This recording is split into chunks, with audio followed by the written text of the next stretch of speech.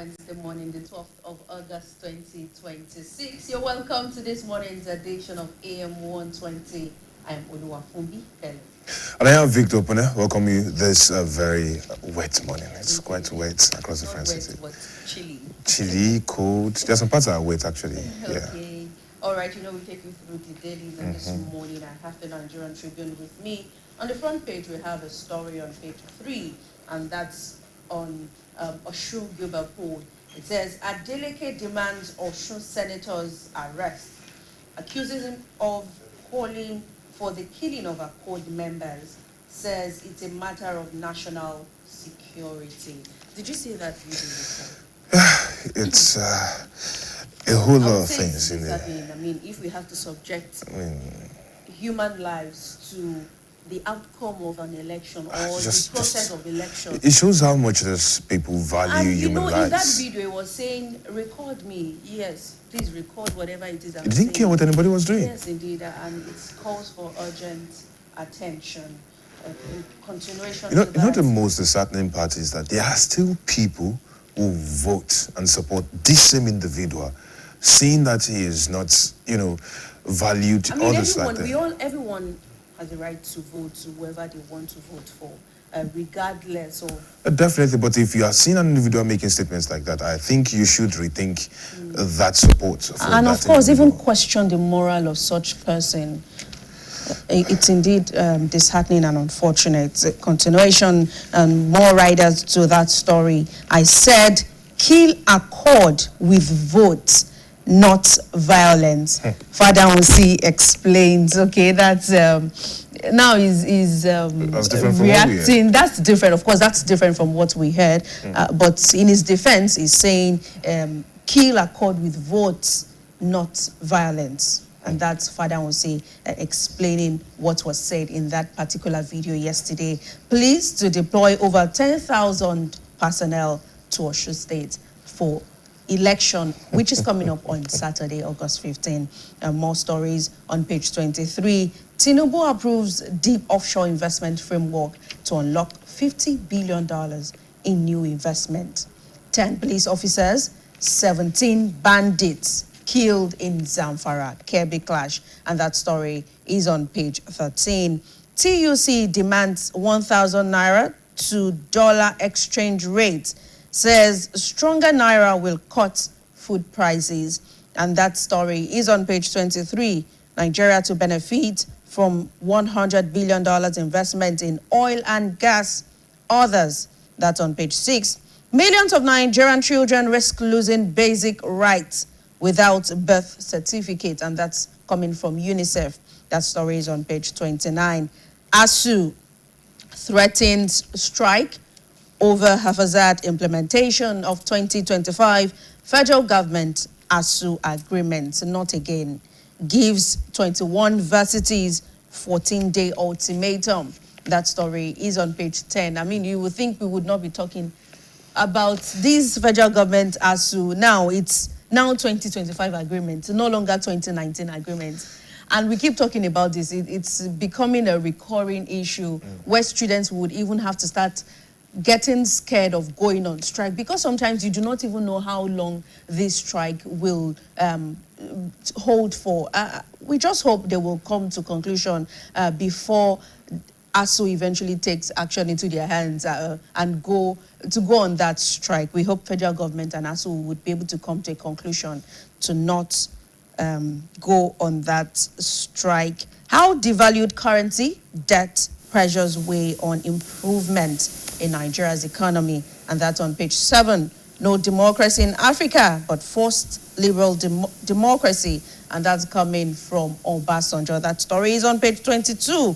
And on health, sickle cell traits may hide diabetes. Ghana study warns. And that story is on page 10. Moving on to some inside stories on business and economy. Nigeria to benefit from $100 billion investment in oil and gas. Others. NPS processes 26.55 million transactions as First Bank Fidelity lead volume value. And on editorial, we have something really concerning here on page 9. Now that kidnappers are abducting corpses, and you would wonder, what do they want to use those corpses for? It says here, families suffer trauma even as they live in fear. Many are now forced to make extra plans before conveying corpses to their hometowns. To address this peculiar crime, government must reform the policing system. The management of highways is also critical. Bad portions should be fixed as quickly as possible because criminal elements usually lay ambush at those spots where vehicles are vulnerable. Indeed, we hope there's going to be a solution to the road issue and, of course, the policing issue we have. On Midweek Politics on page 17, Osun 2026, how the parties stand in a 3-horse race battle. And there we have the picture of Salam, Adeleke, and Oyebanji on the page, on that particular page, talking of Osun politics. On the back page, where we have some sports stories, Falcons won't emulate Eagles World Cup fate. And that's coming from Madugu. WAFCON, NFF begs Nigerians, Tinubu over team's performance. And lastly, on the back page, Super Cup. I am ready for Aston Villa clash.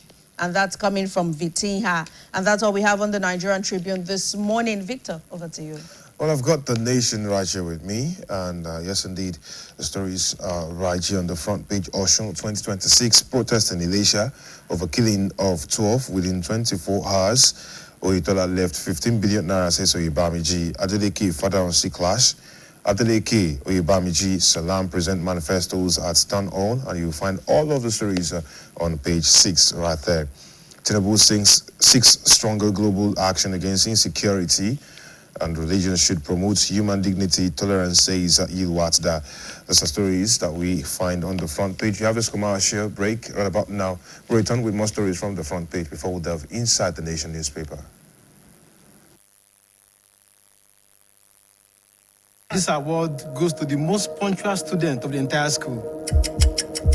And the winner is Lisa Solomon. Something is telling me that she makes her daughter skip breakfast just to be here. You people could have just asked. I would have been happy to tell you my secret. Enjoy instant goodness with John Vent's 3-in-1 chocolate. The quickest start to your morning. When malaria knocks you down, you can be sure parasites are having a party in your system. Welcome to our new kingdom, guys! Comel, an effective weapon against malaria.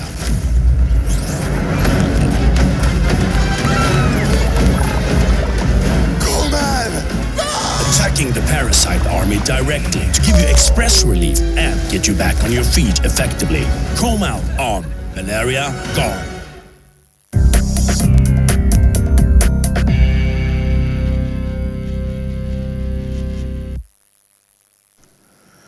All right, thank you very much for sticking around with us. We have more stories right here from the Nation newspaper at the front page.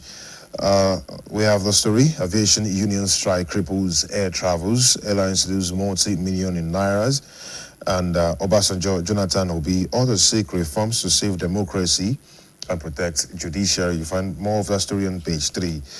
Movement of cattle to be curtailed with 6 ranches, and there's a story you find on page 2. On the same page 2, you have another story, government policy to unlock $50 billion deep offshore investments.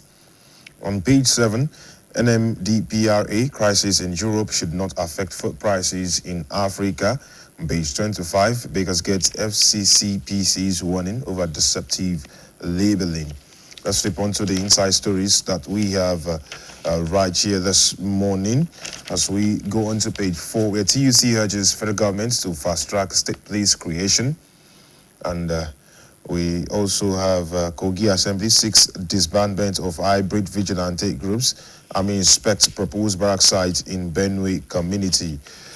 All right, to page 5, Wiki back PDP candidates on OICX list. That's an interesting one.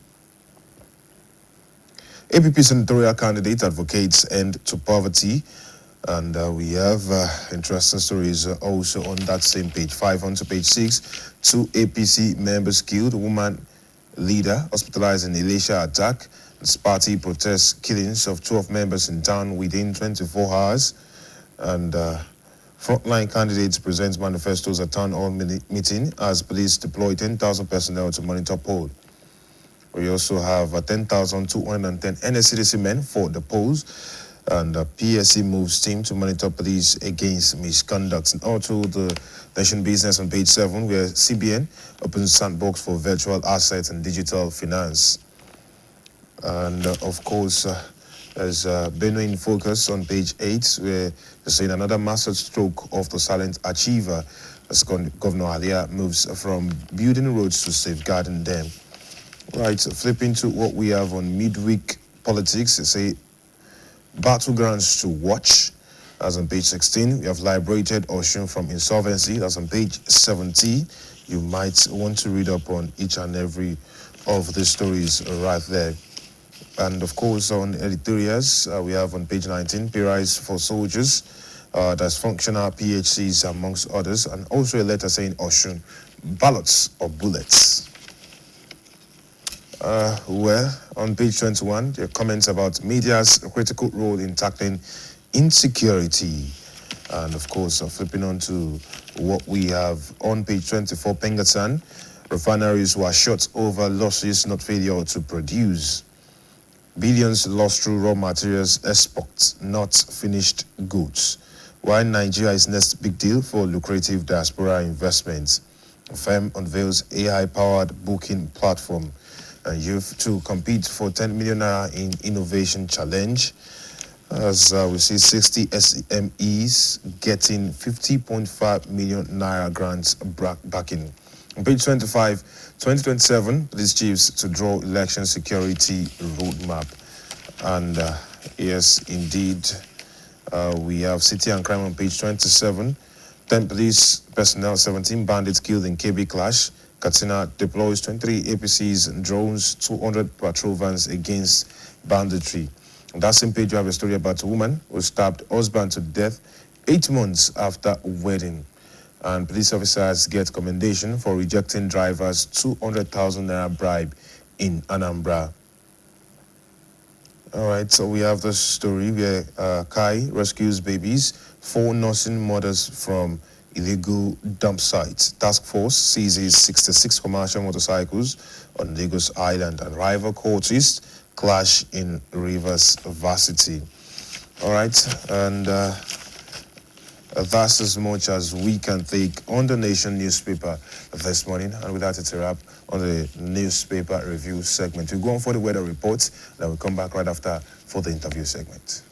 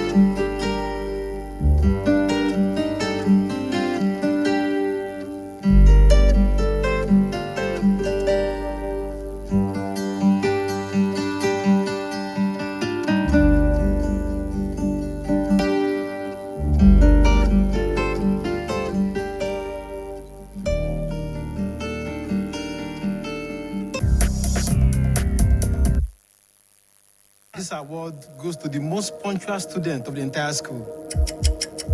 And the winner is Lisa Solomon. Something is telling me that she makes her daughter skip breakfast just to be here. You people could have just asked. I would have been happy to tell you my secret. Enjoy instant goodness with John Vent's 3-in-1 chocolate. The quickest start to your morning. When malaria knocks you down, you can be sure parasites are having a party in your system. Welcome to our new kingdom, guys. Comel, an effective weapon against malaria.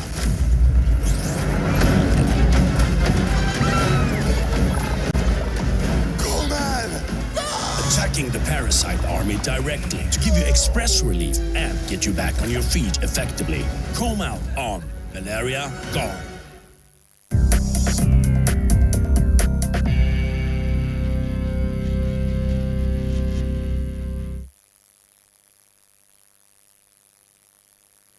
All right, thank you very much for staying with us. Yes, it's still AM120, and this morning we will be talking about NLC and the 500,000 minimum wage demand by the federal government. NLC is saying that they would have to open a negotiation again with the federal government to look at how the minimum wage can be increased. It says the Nigeria Labour Congress, NLC, alongside Trade Union Congress, TUC, is pushing for a fresh review of Nigeria's national minimum wage, with organized labor now calling for 500,000 naira monthly. The demand comes barely 2 years after the current 70,000 naira minimum wage was approved in 2024, as labor argues that inflation and the rising cost of food, transportation, housing, and other essentials have significantly eroded workers' purchasing power. To do justice to this conversation this morning, we have a veteran labor leader in the house. He is Chief Remi Adediji. Good morning, sir. Good morning.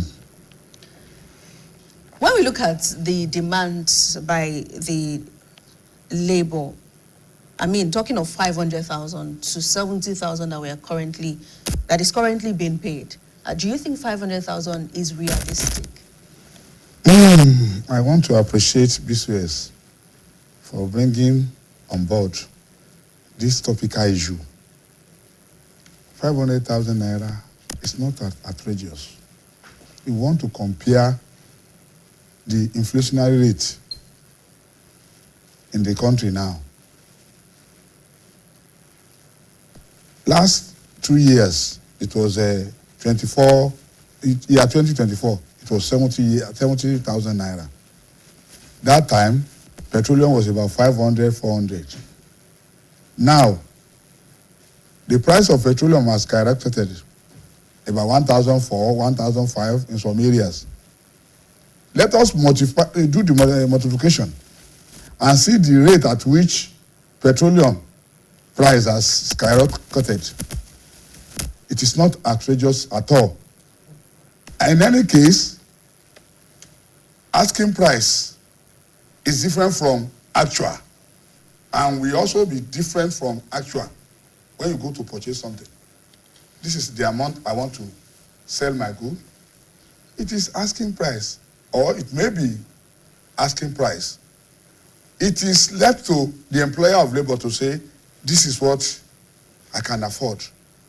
It is not outrageous. Let us look at the way our political class, they are siphoning money, spending money anyhow, flattering money all about in Nigeria today. A councillor will earn more than 600 or 500. he may have have educated up to school start, and you are saying somebody that is creating the wealth should not earn more than a councillor. It is not outrageous at all. Chief, like you mentioned, as the opening demand, it's just a position of organized labor. That's after the NLC president, Ajero, who was actually represented by the deputy president, Audu Titus Samba, at that workers' summit, mentioned that in Benin Kebi on the 7th of August. But if the argument is that the current economic realities means that they have to have fresh negotiations, 500,000 naira in the number of places that we have employed people, wouldn't that be too heavy on the economy of the country? I won't say it's too heavy. When politicians hand their own allowances, people will not say it's too heavy. It is when it is the turn of the workers that you say it's too heavy. But the numbers are in the minority. If you multiply the numbers... What are you saying? Let me come again. The number of the politicians in comparison with the people in this working class. Who are the creator of the wealth that the politicians are spending lavishly? No, I'm not arguing that. I'm asking you. I'm only saying this number of people, of individuals, don't you think that by the time we actually total all of that number, it will be quite something? It may be something. But what every worker wants is that they want a pay that will put more food on their table. It's not a pay that will not take them from home to the office. Transporters will collect. Look at how much the transport buses they are collecting. Look at how much landlords are collecting now. Look at education of their children. Look at any other utility, NEPA bill or IBDC or whatever is demanding for anything. It is not even enough compared to what is happening overseas. Because the man that is demanding for 500,000 naira, he knows what he's asking for. Will it be the difference between living and surviving? There is living wage, there is minimum wage. Living wage is the one that will take them home and bring them back to work, and even put more food on their table. Minimum wage, you can say minimum wage is 100,000 naira. Can it take them home? Can it put more food on their table? But if you give them living wage, they will be comfortable because they are the creator of the wealth that all of us are squandering. All right, Chief, looking at your argument now, and honestly, a lot of Nigerians will definitely go in line with all you have said, but the reality is what we want to look at in terms of 500,000 naira. Of course, it's going to be open for negotiation. And I remember when in 2024, when the federal government eventually settled for 70,000 naira, which was from 30,000 during the late Muhammadu Buhari's administration. There was a lot of back and forth with Labour and the federal government before we eventually ended up having the 70,000, the agreement of 70,000 was made. But do you think it's about the money we are earning now, or looking at how to stabilize the economy, looking at the inflation rate, talk of transportation, the cost of transportation? A lot of Nigerians spend, if not more than half of whatever it is they are earning on a monthly basis on transportation. Should we not start talking of that now? And also food inflation. It's very, very important that we understand the psychic of what we are discussing. No worker is mad. They can only be mad on bad employer of labor. The question you are throwing to me is like you are talking as an employer of labor. An average employer of labor will start from zero negotiation. I have been Secretary of Public Service Joint Negotiating Council for almost 12 years in Oyo State before I got promotion to Abuja before I retired. When you demand for any salary, it is the asking price. It doesn't mean workers wanted 500,000 naira. But when you are earning, political class, councillor is earning above 500 or 600. Why are you saying that of the workers who creates the wealth? Why are you saying what they want to earn is more, it will affect the economy? Chief, I don't think you understand what I was asking. Come again. I agree with you that the 500,000 naira is open for negotiation. That's not, it's the asking price like you put it. But that's not what will eventually, the federal government will eventually settle for. Now, my question is, should it be about the money alone or how to stabilize the economy? Because even if... It should not be. Chief, before you answer that, because, I mean, let's assume we're settling for 500,000 naira. Is it not going to keep the inflation rate really high also? There's nothing we can do. When our government, they don't know what to do to stabilize the economy. In 1984, Adebo Commission of Inquiry came out with what we call Price Control Board. Price Control Board was to stabilize the economy. For some time, they were going from one market to the other to make sure that prices of commodities don't skyrocket more than the income of an average workers. But this time around, do we have a price control board again? It had been killed. There are other areas government can help workers instead of just asking for salary increase. Whether we like it or not, government has not done well in assisting the working class to stabilize the economy and put more food on their table.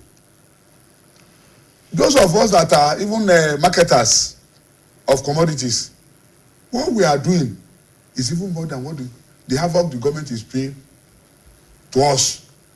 Because when you have cement, bags of cement, you kept it for months, thinking that when the price skyrocketed, that is when you want to sell it.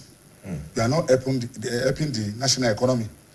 We know it will have effect on the national economy, but there's nothing we can do unless the government do the needful.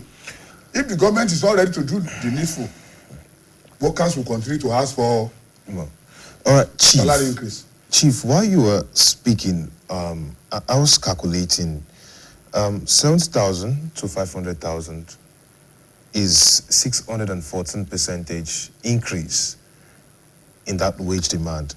And that takes us to about 6 million per annum if each individual is earning. Now, we're talking about government payrolls, we're talking about how much private employers will be paying, the ripple effect on inflation and employment. But let's go back to 2024. The initial demand was 494,000 naira as minimum wage, which is not too far off those 500. I think it's just a 6,000 difference there. And now they reduced that to 250,000. And then we went on to 70,000 naira. And what we are seeing here is the negotiation that you have spoken about. But then if you come in that the current wage structure is scheduled for a review in 2027 because we had 3 years. Because we had the 2024 National Minimum Wage Amendment Act that reduced the number of years for review. Don't you think we should shift this until later on and not now? You don't understand what is happening in the economy. When a worker cannot go and come back from his office, most of them, if you are passing through Suburb to Secretariat, and you see the number of workers queuing up, looking for a lift, you will know that it's even long overdue. Did they tell us in 2024 that they are going to increase fuel from 400 naira per? Well, Chief, wait, I'm coming here. Let me to 1,005, 1,004.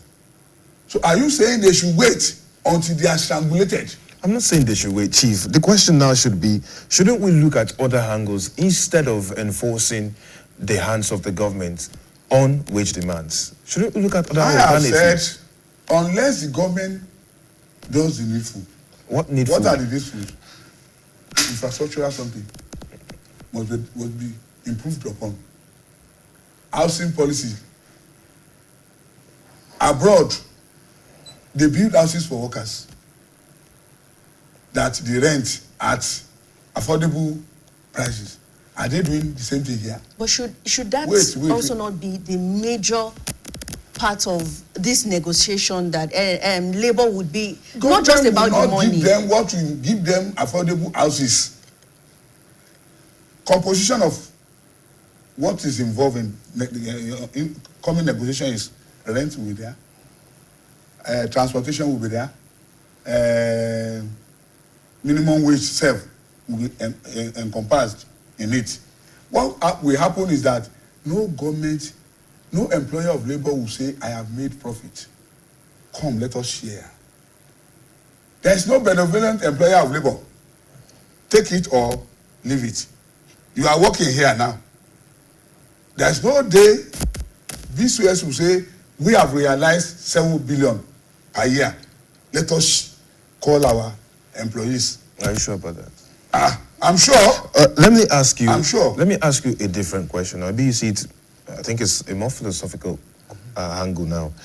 Should the minimum wage be based primarily on what government can afford, or on what a worker needs to maintain a minimally decent standard of living? What the workers need to put more food on his table, to ease his transportation, to ease rent from landlord. Those are the things we need.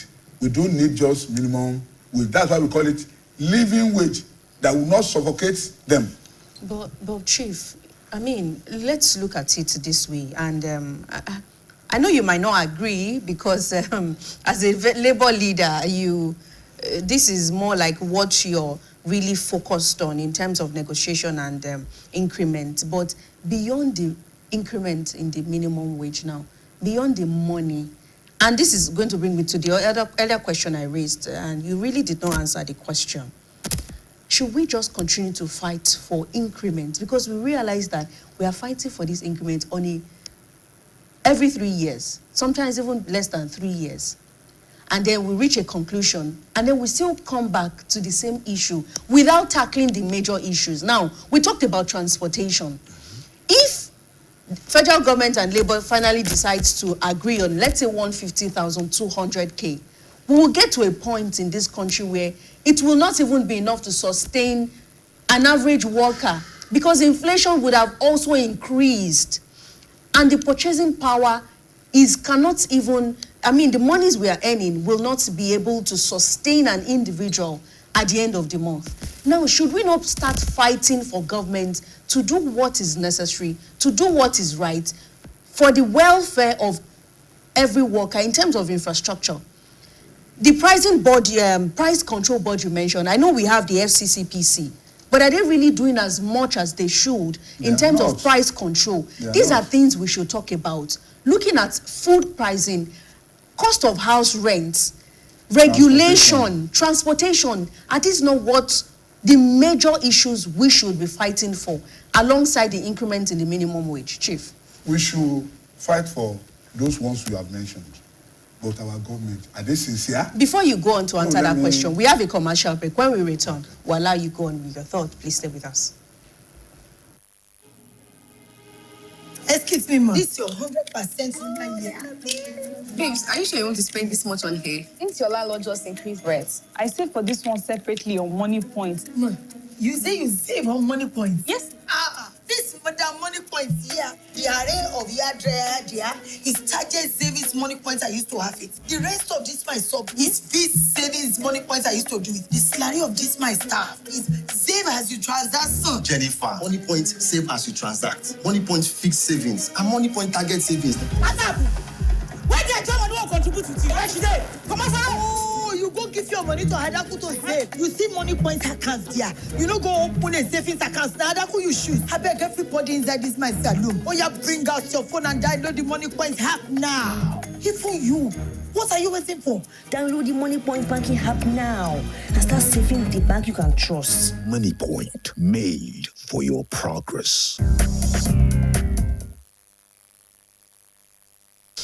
All right, thank you very much for staying with us. We're still talking about NLC and the 500,000 naira minimum wage demand. Before we went on that break, Chief, we were talking about, I was asking, should it not go beyond request for the increment in the minimum wage? Let's look at critical areas of the economy that needs to also be regulated, that needs to be worked on. Why are we not fighting for these aspects as much as we're fighting for the money? I know we should fight for other incentives rather than asking for minimum wage every time. Yoruba people will say, ring come in na mowo. La ṣe ń wá paper.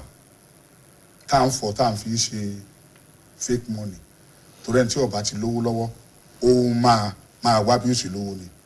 Somebody that is hungry and you are telling him that he should not ask for what will make him comfortable. When the employer of labor, they are so capitalistic that bamu bamu layo is their drum. We know we must fight for improved working condition. Health issue that workers are using money to buy drug. I remember when I was Secretary of Joint Council in 1992-93, I started. We wrote from Office of Joint Council that clinic in the Secretariat should be set up, because those days, when a worker is sick, they give him letter to Adioyo or Ring Road Hospital. We now said, why can't we build clinic where workers will not need to go out of the Secretariat to take medical attention? It was then Karim Adisha built that clinic.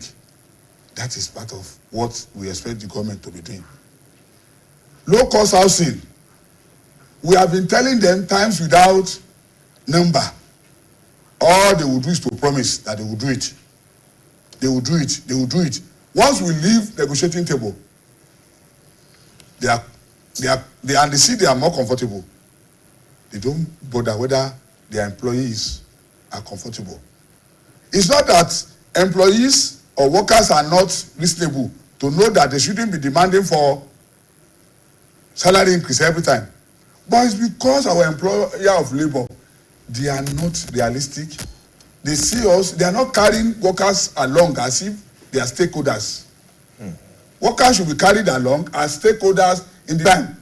You use them like tools and you dump them. Why you I need to maybe illustrate again what my partner here mentioned earlier on. The ripple effects of asking for an increase in the minimum wage. Take, for example, I remember in the late 90s to the early 2000s, I bought bread for about 5 naira. Yes. 10 naira.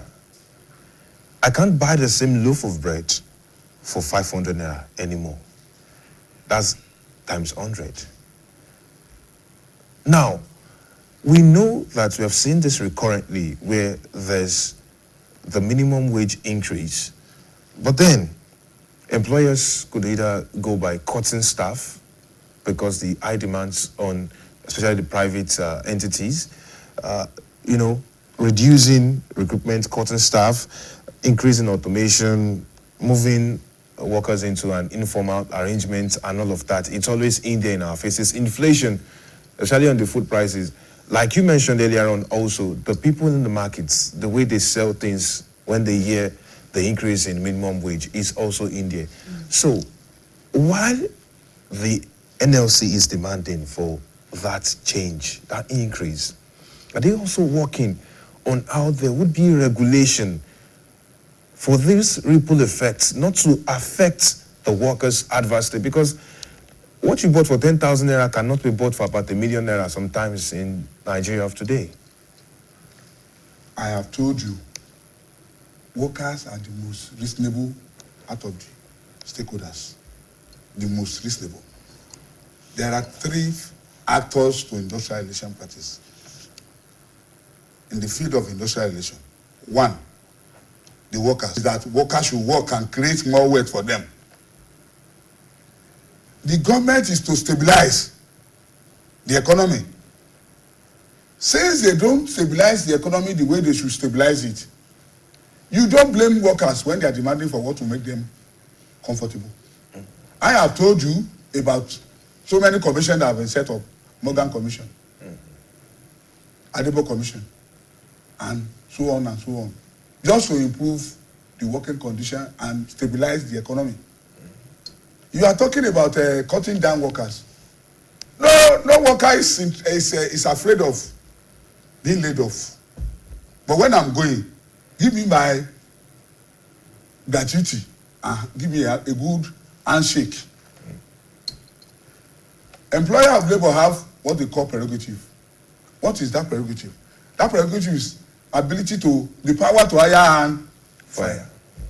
But in the course of them hiring or firing, if the fundamental human right of an average worker is trampled upon, the trade union to which he or she belongs, will fire back. NSC is firing back because the government refused to do the needful. And they have that right to do that.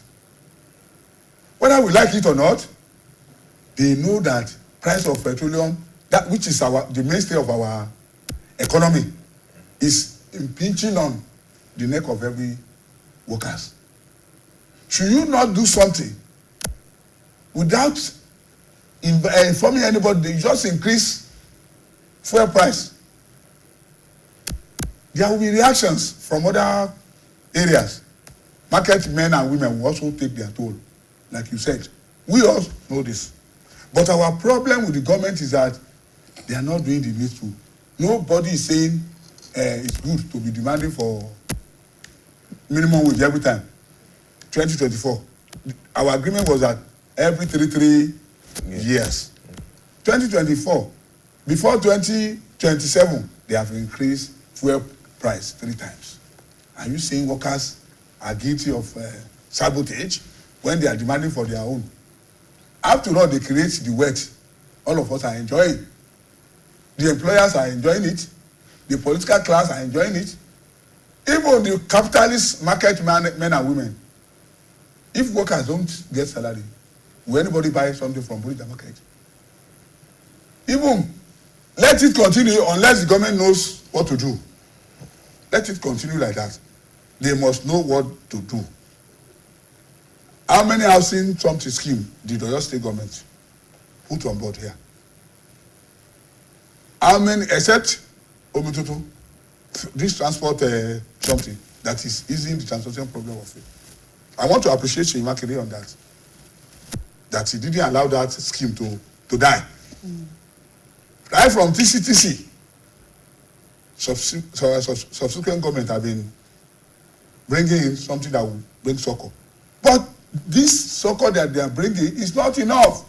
And unless you want to kill the hen that is laying the golden egg, they will continue to ask for their rights. And yes, you talked about transportation now. Now, what about cost of housing? That's what I said. We are seeing a huge, yes, we are seeing, I'm talking of not even the ones the government is supposed to provide now, but in terms of regulation. Because even if an average worker is earning 200,000 as minimum wage, can they even pay house rent easily without struggle? Looking at the prices of the cost of house rent, that is why currently we are government had to come in. And the hike. Yes, that's the same thing we are talking about. If the government is also not coming in to regulate, and we are talking about increment every time, can an average worker afford it? Let me ask you, what do we do when my employer says you can't go to your house today? Your salary cannot come. You want the worker to start trekking from office to the houses. What they will do is to stay put and say, unless you give me money which can transport me back home, I will not continue to work. Don't blame workers, comrades. Don't blame workers. They don't want to be suffocated. And the capitalist employer of labor, they want to suffocate them. They will promise them this, they will not do it. Leave bonus. There are other things. Utility. If they will give them utility now, utility is about this electricity, water rate, and whatever. They will not give them what will be enough for them. That is why you see them asking for increment, increment, increment. I am calling on the federal government to make things easy for workers.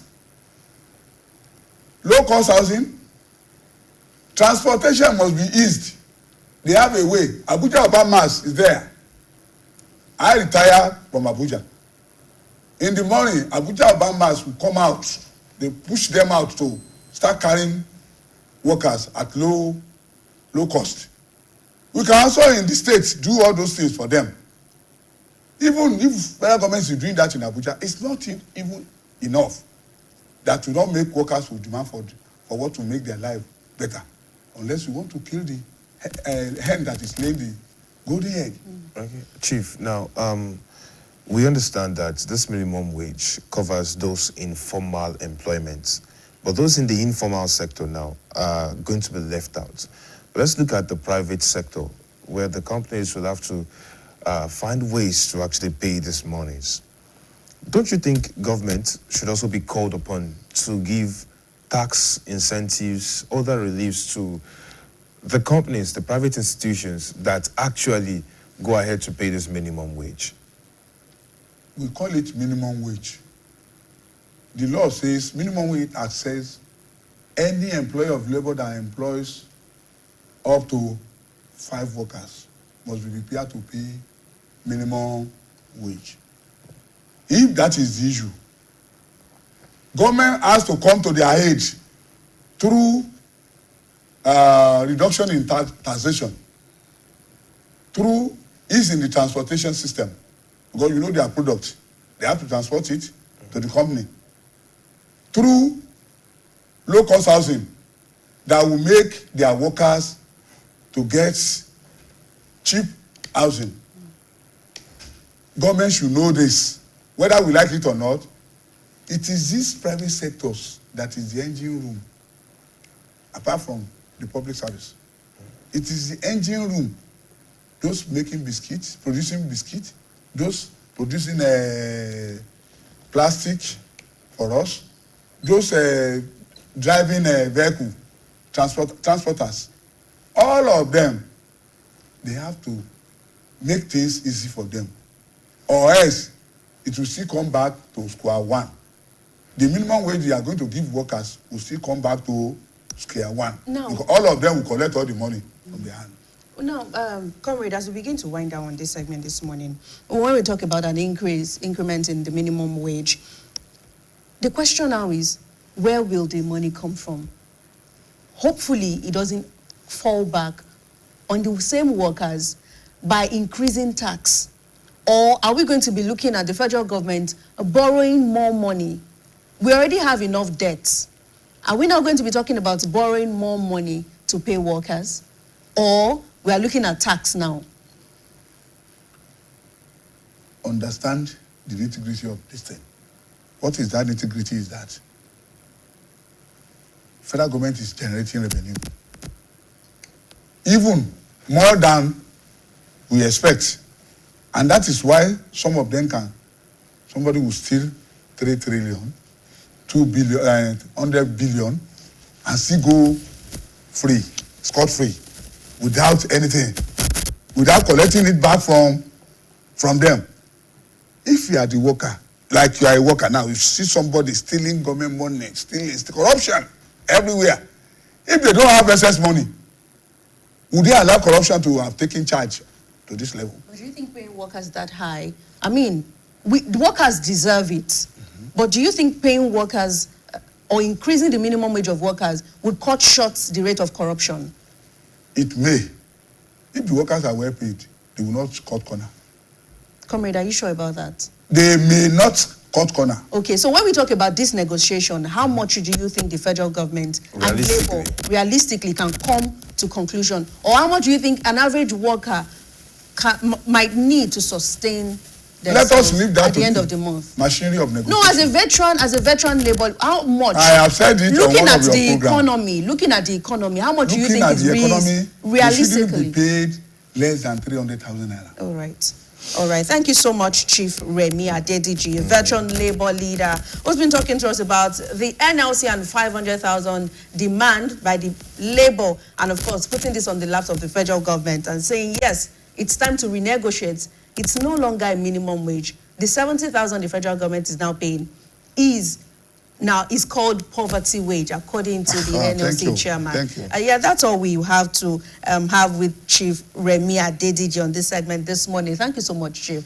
We'll be right back with our second guest. We'll continue the conversation. Stay with us.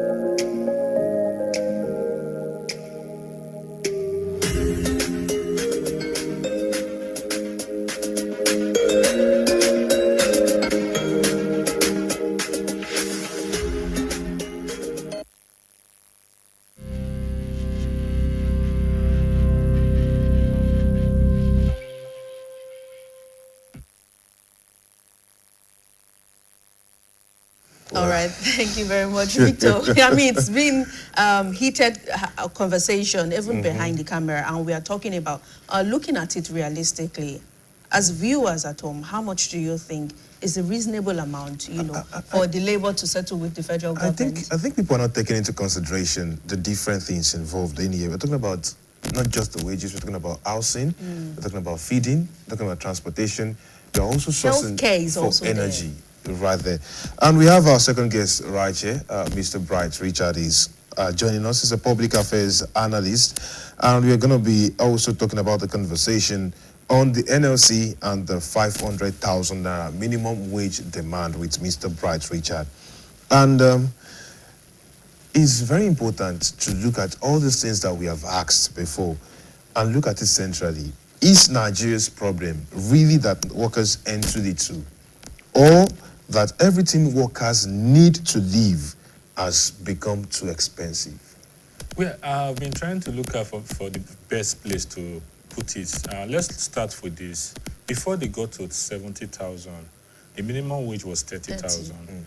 Now, look at it this way. Do you realize that when they were earning 30,000, their lives were better than when it is 70,000? Let's look at the value. As at when it was 30,000, in the dollar terms, how much was it?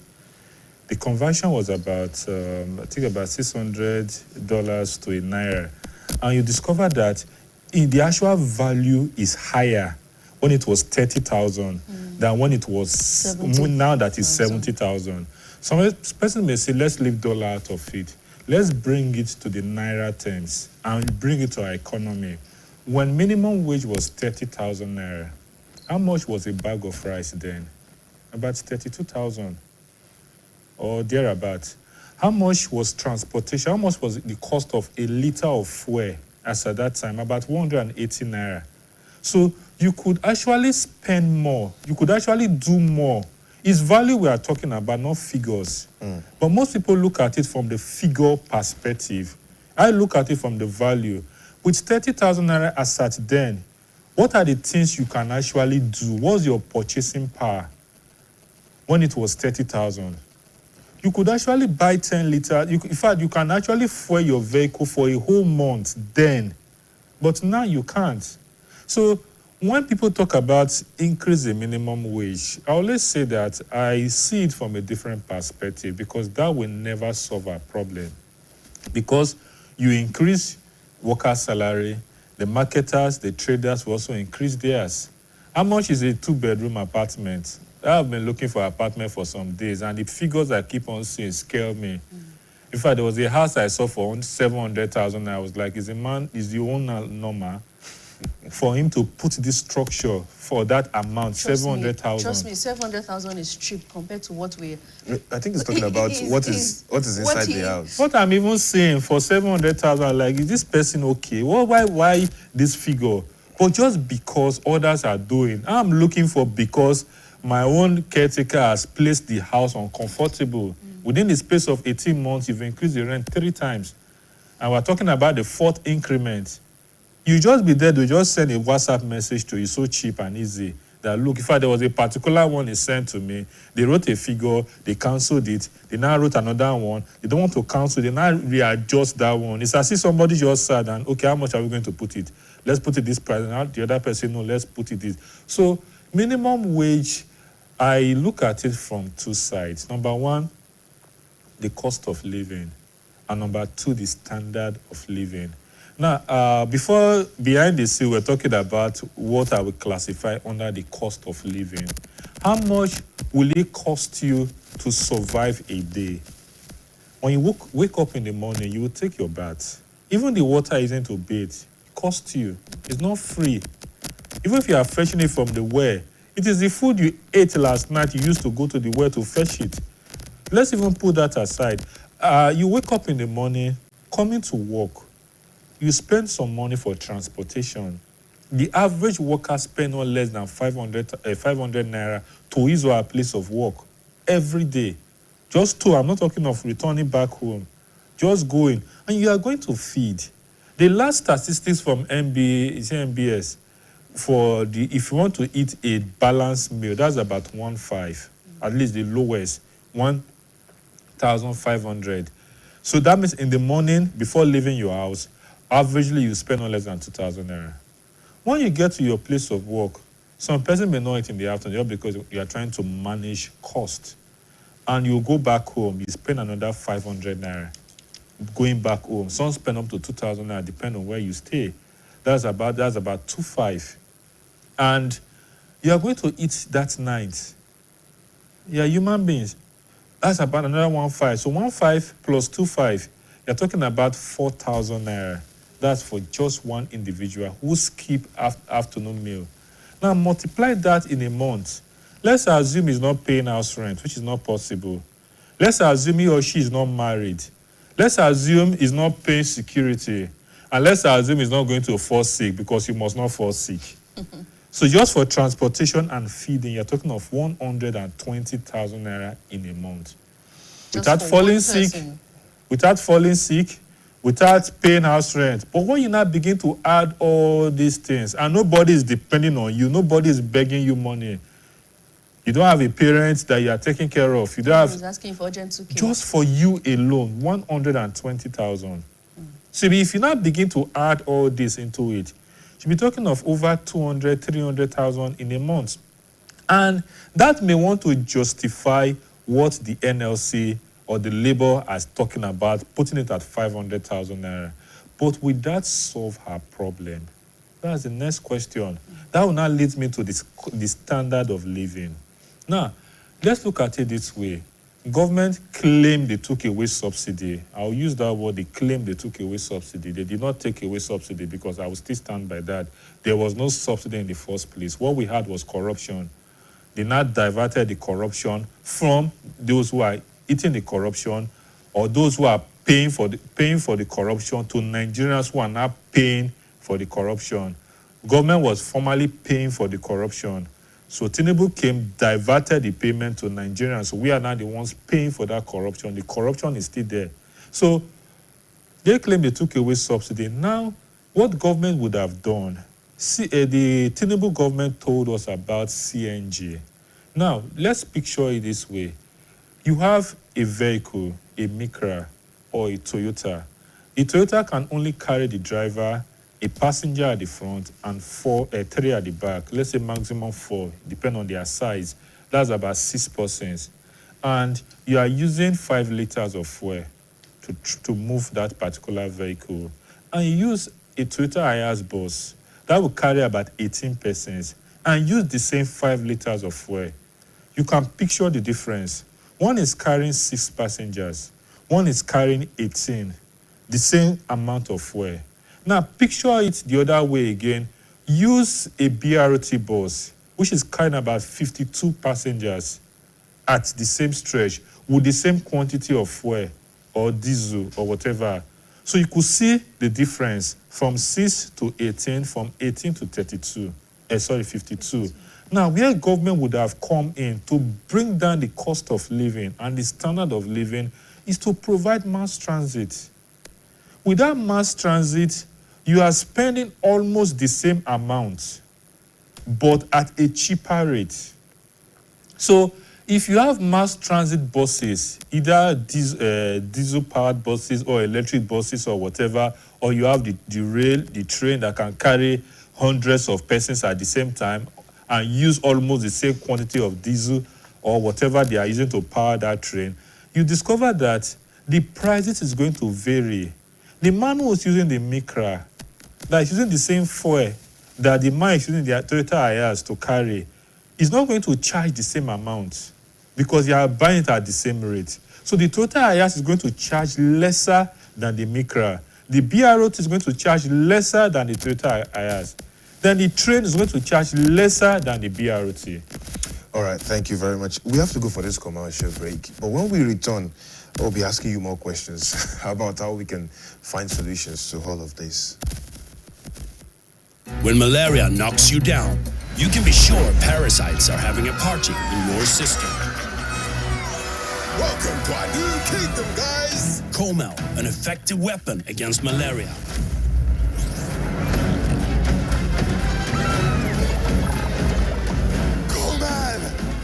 Attacking the parasite army directly to give you express relief and get you back on your feet effectively. Comel on Malaria Gone.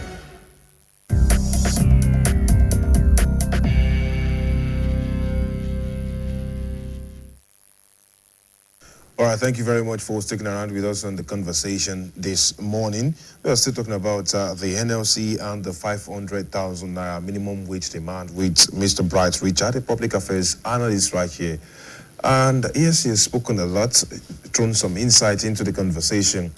But I want to ask, is our productivity as a nation helping us justify the cost that demands? If I may get you right, the product, I don't know if you can... Our productivity as a nation, the workforce, how are we producing? What are we doing exactly that can justify these demands? I'm not saying the workers are not working, but are we productive enough as a nation when you look at the whole scale for us to demand this kind of amounts? Maybe you want to set me up with those people in Secretariat because I know many of them will be listening or watching. But if you look at it, I always question what are some persons doing. Let's be realistic, whether you like me or not. What are some persons doing? Go to the offices now in Secretariat at state level. You see some persons just sitting down, sleeping. There's nothing they are doing. And if you look at civil service job, most of the time it's becoming like a compensation. If you look at part of some of the campaign promises, they recruit people. I don't know which of the states. There's a particular state that they were having issues, that some persons were recruited into the local government, and for like some months they've not been paid, and they had to protest. And Labour said their recruitment have not been formalized. So that recruitment was done as like a political compensation. So gather them and put them there. The way governors retire at, at Senate, the same way put some political followers and compensation plan, take them and put them in civil servant and let them be civil servant and be collecting minimum wage. So whether they are doing one thing or the other, and that is why when it comes to corruption, the people I fought so much when it comes to corruption is civil servants. Why? Because they are the gatekeepers. They facilitate these things. Although it's not easy for some of them. Because if the politician or the political appointee wants something to be done, and if you don't do it, it becomes a problem. Do you think an average civil servant can be a whistleblower? The ones that blew whistle, what happened to them? There was a particular one in the federal ministry that blew whistle, and he was arrested. And I asked this question based on what you said, that an average civil servant is more like a gatekeeper. They are gatekeepers. And when we talk about corruption, like the previous guest said, that we have politicians are siphoning a lot of money, but yet we cannot pay workers that huge amount. And I asked the question, do you think paying an average worker 500,000 or a little below that would curb corruption in Nigeria? If you look at the system, that's why I always say Nigeria corruption is systemic. Now, what I mean by systemic is that most of these people try as much as possible to secure the future that they don't have. The future belongs to God. God knows tomorrow. So they try to secure. I've heard cases of somebody who built a house. Before commissioning the house, it passed on. It was the family who lived in the house. So they try as much as possible. When they retire, they know what pensioners suffer. Because of that, they don't want to go through that stress. They don't allow them to do business, this and that, blah, blah, blah. They say a lot of things. And because of that, they begin to manipulate figures. They begin to frustrate files and do a lot of things just to cut corners and to secure a future you don't have control over. But at the same time, if you now look at it by paying them more, because if you pay them more, you don't want them to do whatever they want to do. What about the politicians? Some of these things are being initiated by politicians. And also some of them are also being initiated by some of the civil servants. Okay, this is how they do it here. The protocol department or whatever, also by these are the ESTA codes. These are this and this and that. This is the way we do this. When the fake agency they were talking about, some persons were in negotiation with Adeyemi on the budgeting. And there was some conversation, according to him, there was some conversation on where to insert the budget, either 2025 or 2026. But putting all this into consideration, an increment in the minimum wage will not solve the problem. Because you're only talking about an aspect of the society, not the entire society in whole. Because the landlord who built his house that you are renting, most of them are not civil servants. So when you increase it, because look at how these things work.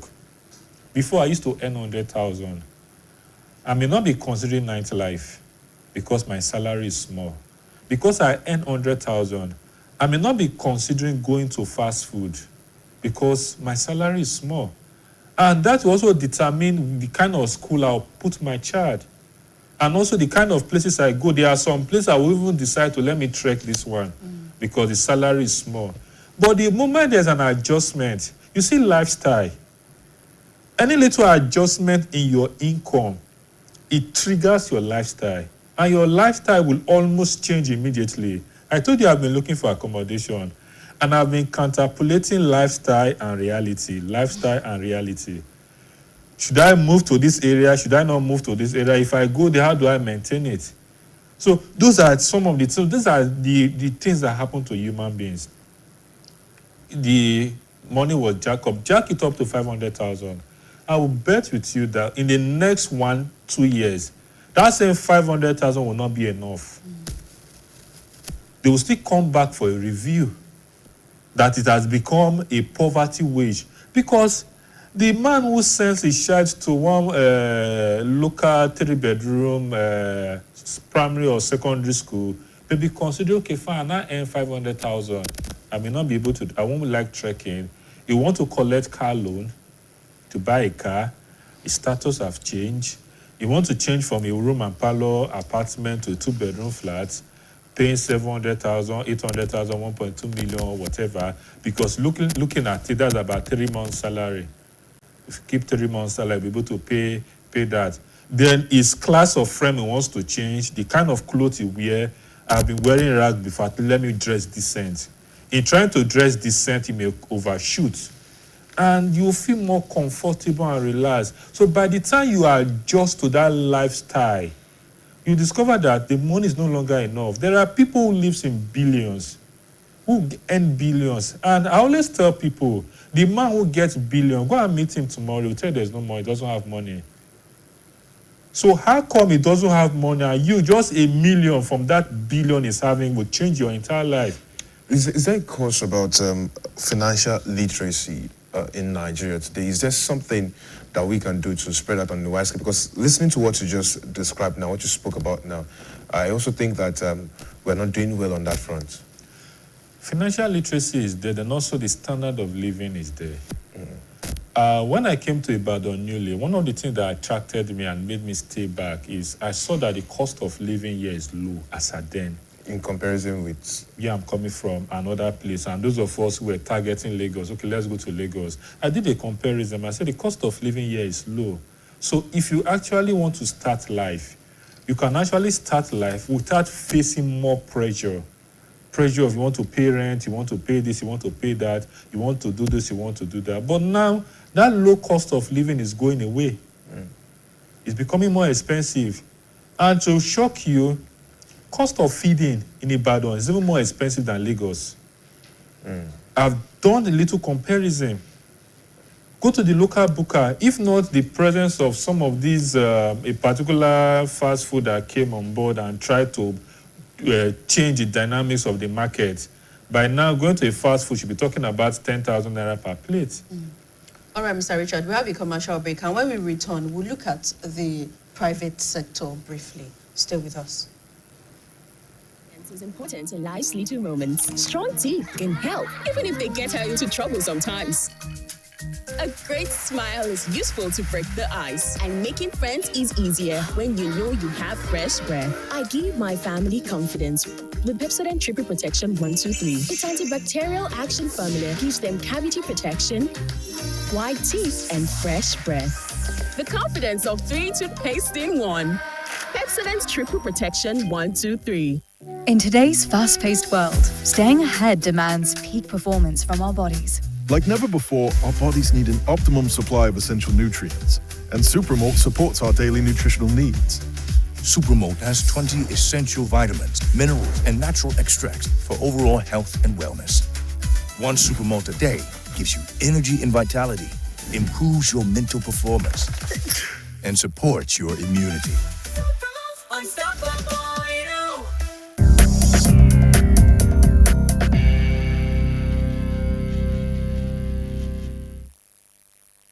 Well, indeed, interesting conversations happening behind the scenes right here this morning.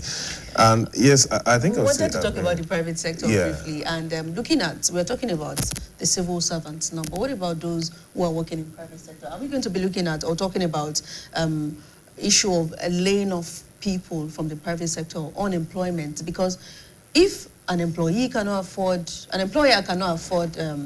whatever amount that will eventually be settled reached by labor with the federal government, will they lay off a lot of people? What's the job security going to be for an average employee in the private sector?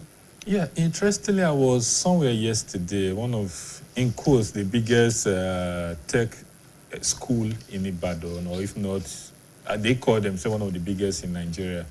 And I was looking at some of the questions you asked and also where the economy is driving to or driving at. You realize something. Even the so-called big private sector multinationals, they are becoming exploitative, highly exploitative. The CEO of one of the fintech made a statement the other time that graduates are not employable, this and that, blah, blah, blah. And he said a lot of, I don't want to use negative words. And almost immediately, Nigerians went to review his payments. And they came up. This is what you pay. You are comparing what your services with an international company. And they said the skills that these graduates are rendering your complaint. This is what is obtainable in the international space, and this is what you're paying on the local space. So, and you want the best, how possible? But one thing that I begin to realize is this. Let's look at it from this perspective. There's a particular shopping mall or supermarket from South Africa that decided to fold up and leave the country. And I tried to do one or two findings. Why did they leave? You sell in Naira. Some of your goods are imported. But you bring it to the local market, you sell in Naira. And you are competing with the local products. You bring some of these foreign chocolate, biscuit, and whatever, and you sell it with some of these locally produced biscuits.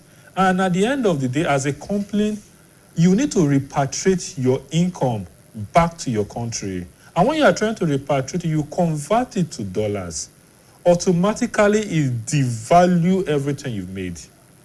There's another company too in this Oluyole Industrial Estate. They produce most of these detergents. I don't want to mention their name, that we've been familiar with for a very long time. They had to leave because of the same issues. So when you now talk about payment of salary, you realize that the running cost to do business in Nigeria is on the high side, especially for the private sector. How much is a liter of diesel? There was a time it rose to 2,000 naira per liter. And if you are to use 10 liters per day to power your industry or your factory, and I know most people use more than that. I've heard of a company that buys up to 300 liters because they have heavy equipment. So multiply that by 2,000 naira, you know how much they are spending for power. Before you talk about tax and a lot of things, then the access road. I was at Oluyole Industrial Estate on Sunday, and I was telling the person with me, I said, you can see the road. She was like, there are a lot of industries here, so why is the road bad?